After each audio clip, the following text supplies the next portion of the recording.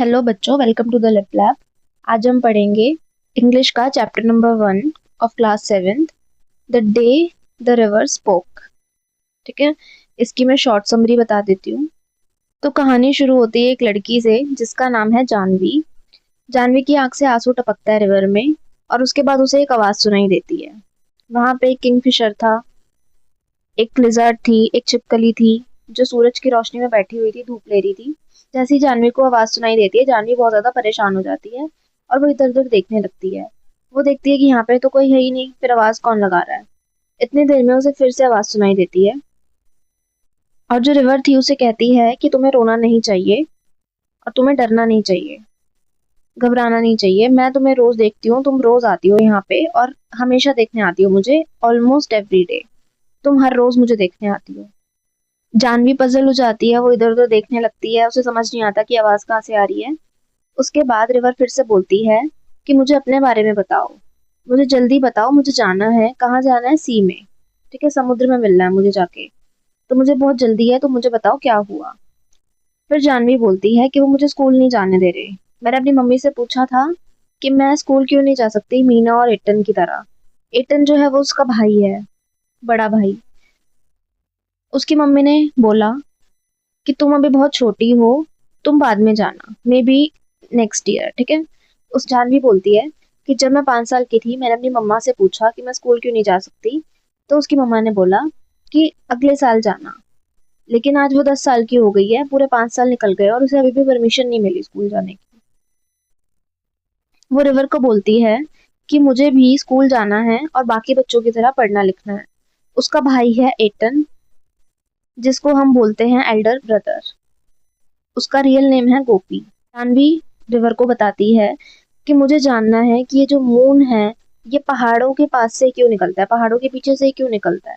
ये जो baby fish होती है फील्ड्स में, यानी कि खेतों में, ये फ्रॉग्स कैसे बन जाती हैं। काफी सारे क्वेश्चंस पूछती है रिवर से।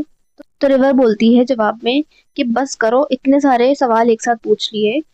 आई can tell you where the moon goes. मैं तुम्हें ये बता सकती हूँ कि मून कहाँ जाता है। It goes down towards the sea, यानी कि वो हमेशा सी की तरफ जाता है, समुद्र की तरफ जाता है।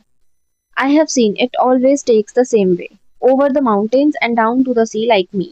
यानी कि ओवर द माउंटेन्स, माउंटेन से आता है और सी में चला जाता है, बिल्कुल मेरी तरह, जैसे मैं माउंटेन से आती हूँ और सी में जाके मिल जाती हूँ। रिवर कहती है कि मैं तुम्हें अपने साथ ले जा तो सकती हूँ दिखाने के लिए, लेकिन तुम्हारे पैर गीले हो जाएंगे, इसलिए मैं तुम्हें ले जाना नहीं चाहती।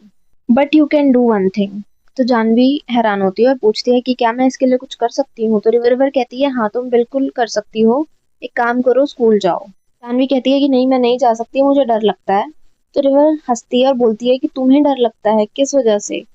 तुम्हें ग्रीन लिजर्ड देख के डर नहीं लगता, तुम्हें स्नेक देख के डर नहीं लगता, तुम्हें बड़ी बड़ी ट्रेन से डर नहीं लगता जो यहाँ पे ब्रिज के पास से गुजर रही है और इतनी तेज आवाज कर रही है। Trains are noisy, I prefer ships, said the river. River ने बोला कि ट्रेन तो बहुत शोर मचाती है, मुझे तो शिप्स अच्छी लगती हैं। तो जानवी ने बोला शिप्स क्या होती हैं? फिर रिवर ने उसे बताया कि शिप्स होती हैं बड़ी बड़ी बोट्स जो हमारे ऊपर चलती है, समुद्र में चलती हैं। उस पे बहुत सारी लाइट्स लगी होती है, and that shine all night, यानी कि वो पूरी रात चमकती है लाइट्स। फिर रिवर कहती है try going to school first, पहले स्कूल जाओ, इट्स अप टू यू, ये तुम्हारे ऊपर है। जानवी हिम्मत जुटाती है स्कूल जाने की, और नेक्स्ट डे वो अपने भाई अप्पू को गोदी में लेके स्कूल पहुंच जाती है और बाहर से खड़ी होकर सुनती है। टीचर जो थे वो एक किंग के बारे में बता रहे थे जिनका नाम था अशोका।